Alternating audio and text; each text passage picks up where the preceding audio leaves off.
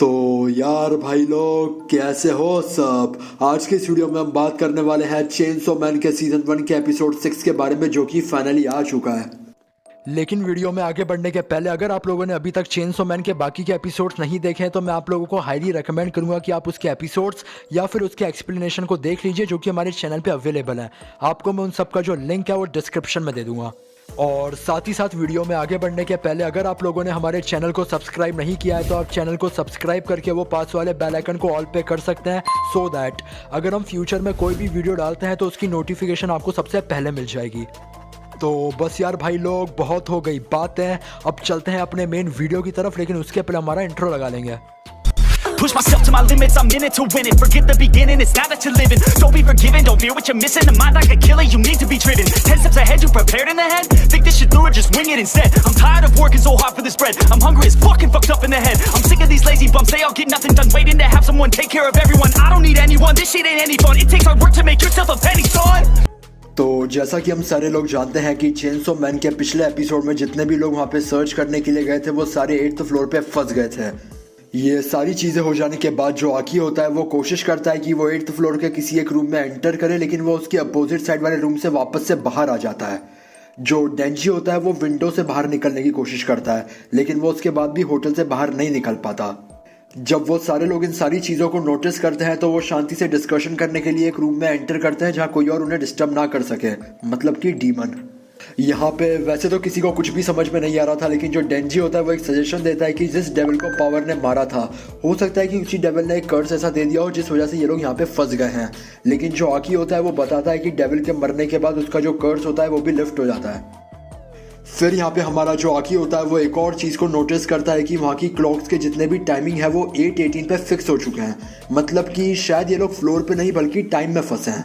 वैसे तो यहाँ पे इन लोगों ने अपने बैकअप को भी बुलाया था अपनी हेल्प करने के लिए, लेकिन यहाँ पे जो आकी होता है वो बताता है कि हो सकता है कि वो बैकअप इन तक पहुँच ही ना पाए क्योंकि ये अपने टाइम में फंस चुके हैं और जो वो बैकअप है वो अपनी गति से आगे बढ़ रहा है, अपने टाइम से आगे बढ़ रहा है।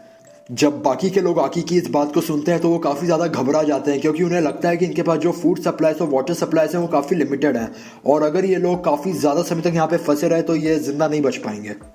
सो यहाँ पे हमारा जो डेंजी होता है वो सबसे समझदारी वाला काम करता है और बाकियों को कहता है कि अगर हम यहाँ पे सही में फंस चुके हैं तो इस पर इतना ध्यान देने की मुझे ज़रूरत नहीं है। डेंजी जो होता है वो यहाँ पे काफ़ी बढ़िया तरीके से सो जाता है और कहता है कि अगर कोई सॉल्यूशन मिले तो मुझे उठा देना।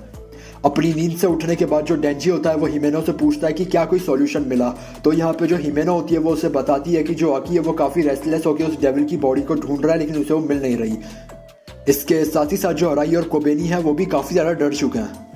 जब ये सारी चीज़ें हो रही होती हैं तो डेंजी के बगल में ही पावर खड़ी होती है जिसका अल्टीमेट प्लान होता है कि वो यहाँ से बाहर निकलने के बाद एक नोबेल प्राइज़ जीतेगी और उसके बाद वो सो कॉल्ड प्राइम मिनिस्टर बन जाएगी सम्मानित होकर। साथ ही साथ यहाँ पे एक चीज़ और होती है कि जो आकी और हिमेनो होते हैं वो एक ही सिगरेट को स्मोक कर रहे होते हैं। तो यहाँ पे डेंजी हिमेनो से पूछता है कि आकी और उसकी सिगरेट सेम है ना, तो यहाँ पे जो हिमेनो होती है वो उसे बताती है कि ऐसा इसलिए है क्योंकि आकी को उसने ही ट्रेन किया है। फिर ये सारी चीज़ें हो जाने के बाद हमें एक पास्ट का सीन दिखाया जाता है जिसमें जो आकी और हिमेनो होते हैं वो साथ में काम कर रहे होते हैं, जहाँ पे एक रैंडम गर्ल आके हिमेनो को थप्पड़ मार देती है। देन उस समय जब आकी हिमेनो से पूछता है कि उस लड़की ने उसे इस तरह थप्पड़ क्यों मारा, तो जो हिमेनो होती है वो उसे बताती है कि वो इस चीज़ को, ऐसे जूते खाने को भी अपने जॉब का पार्ट समझती है।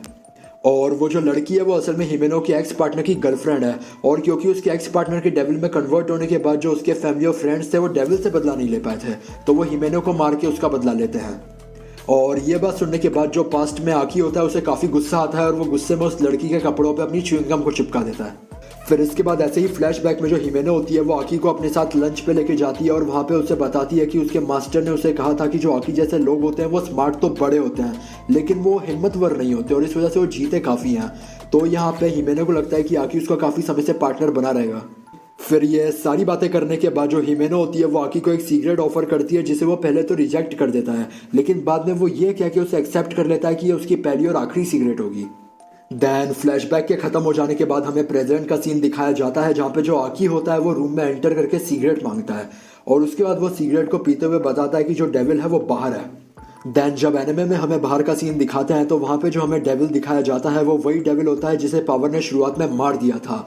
वो डेविल सबके आगे कॉन्ट्रैक्ट रखता है कि अगर वो जिंदा या फिर मार के डेंजी को उसे खाने देंगे तो वो बाकियों को जिंदा छोड़ देगा। सो यहाँ पे जो डेंजी होता है वो सबको ये बताता है कि वो जो डेविल है वो हो सकता है कॉन्ट्रैक्ट के नाम पे सबको फुद्दू बना रहा हो और वो एनीवे सबको मार दे।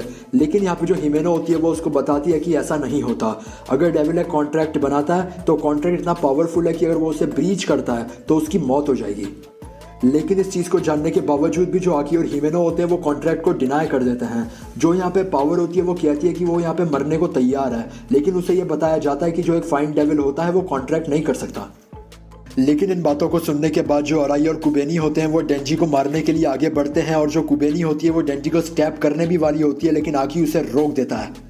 फिर यहाँ पे जो हिमेनो होती है वो अपने आर्म को यूज़ करके डेविल को मारने की कोशिश ज़रूर करती है और ऐसा करने के बाद डेविल को बहुत ज़्यादा पेन भी होता है, लेकिन वो उन्हें बताता है कि जो 8th फ्लोर है वहाँ पे सिर्फ और सिर्फ उसका स्टमक प्रेजेंट है और जो उसकी बाकी की बॉडी है वो 8th फ्लोर के बाहर है, जिसके बाद ये लोग उसे मार नहीं पाएंगे। डेविल की बात को सुनने के बाद यहाँ पे जितने भी लोग हैं वो उसे मारने के तरह तरह के तरीकों को ढूंढने की कोशिश करते हैं, लेकिन उन्हें कुछ समझ नहीं आता। जो पावर होती है वो उल्टा बचा हुआ खाना खा जाती है। और यहाँ पे जो हमारे अराई और कुबेनी होते हैं वो इतनी ज़्यादा इंटेंस सिचुएशन होने की वजह से काफ़ी ज़्यादा पागल हो जाते हैं। फिर इसके बाद हमें दिखाया जाता है कि जो डेविल है उसने बिल्डिंग के पूरे शेप को चेंज कर दिया, जिसके बाद वो सारों को खाने की वापस से कोशिश करने वाला है। यहाँ पे जो आकी होता है वो भी वापस से अपनी कटाना को यूज़ करने की कोशिश करता है, जिसके बाद जो हमारी हिमेनो होती है वो भी उसकी कटाना के यूज़ को रोकने की कोशिश करती है। यहाँ पे हमें डेंजी के थ्रू पता चलता है कि अगर यहाँ पे आकी अपनी कटाना को यूज़ करता है तो वो काफ़ी आसानी से डेविल को हरा देगा, लेकिन आकी की यहाँ पे मौत भी हो जाएगी और अभी तो उसको ज़िंदगी में काफ़ी कुछ करना है। आकी यहाँ पे डेंजर की वजह से बार बार अपनी कटाना को निकालने की कोशिश करता है, लेकिन जो हमारी हिमेनो होती है वो अपने इनविजिबल आर्म को यूज़ करके उसे बार बार रोकती भी है। जो यहाँ पे कुबेनी होती है वो डेंजी को स्टैप करने के लिए वापस से आ रही होती है, लेकिन जो आकी होता है वो इस बार अपने आप को डेंजी के आगे कर देता है, जिसके बाद जो नाइफ है वो उससे लग जाता है और वो काफ़ी ज़्यादा ब्लीड करने लगता है। क्योंकि यहाँ पे हमारी जो पावर है वो असल में एक ब्लड डेविल है, तो जो डेंजी होता है वो उसे आकी की ब्लीडिंग को रोकने के लिए कहता है। सो यहाँ पे जो पावर होती है वो डेंजी को बताती है कि वो सिर्फ अपने ब्लड को कंट्रोल कर सकती है और ऐसा हो सकता है कि वो आकी की ब्लीडिंग को रोक सके, पर वो पक्का नहीं कह सकती। साथ ही साथ यहाँ पे जब हिमेनो आकी के ब्लड को देखती है तो उसका जो पास का ट्रॉमा होता है वो वापस से आने लगता है, जिसके बाद वो काफ़ी घबरा जाती है।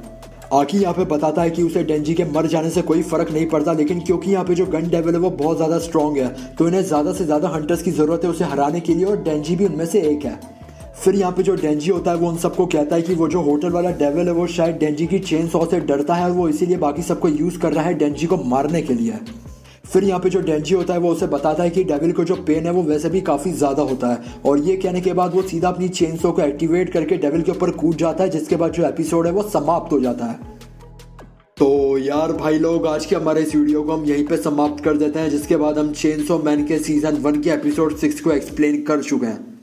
अगर आपको ये वीडियो पसंद आया तो आप इस वीडियो को लाइक करो, अपने जैसे और एनिमे फैंस के साथ शेयर करो। अगर आप लोगों ने अभी तक हमारे YouTube चैनल को सब्सक्राइब नहीं करा है तो चैनल को सब्सक्राइब करके वो पास वाले बेल आइकन को ऑल पे जरूर कर देना भाई। अगर आप लोग हमसे पर्सनली कनेक्ट करना चाहते हैं तो आप हमारे इंस्टाग्राम हैंडल को फॉलो कर सकते हैं एंड हमारे डिस्कॉर्ड सर्वर को ज्वाइन कर सकते हैं। एंड फाइनली अगर आप लोग हमारे चैनल को फाइनेंशियली सपोर्ट करना चाहते हैं तो आप लोग हमारे चैनल को ज्वाइन करके एक स्पेशल मेंबर बन सकते हैं एंड कुछ एडिशनल बेनिफिट्स पा सकते हैं। तो बस यार भाई, आज के इस एनिमे रिव्यू वीडियो को हम यहीं पे समाप्त कर देते हैं और हम मिलेंगे अपने अगले वीडियो में। तब तक के लिए बाय। वक्त गुजरता गया, जिंदगी एक दौड़ है, हर किस्म के गम मिले पर तेरा गम कुछ और है। वो आंखें जो मेरे सिवा किसी को देखे ना, पर उन आंखों का असल हकदार कोई और है। शहरे दिल में कमाता कैसे पैसे मैं, वो कीमत होती मेरी और तनख्वाह कुछ और है। तुझे ढूंढने में जिंदगी कर दी है बसर, मेरी तलाश तू, तेरी तलाश कोई और है। पूरी वक्त गुजरता गया, जिंदगी एक दौड़ है, हर किस्म के गम मिले पर तेरा गम कुछ और है। वो आंखें जो मेरे सिवा किसी को देखे ना, पर उन आंखों का असल हकदार कोई और है।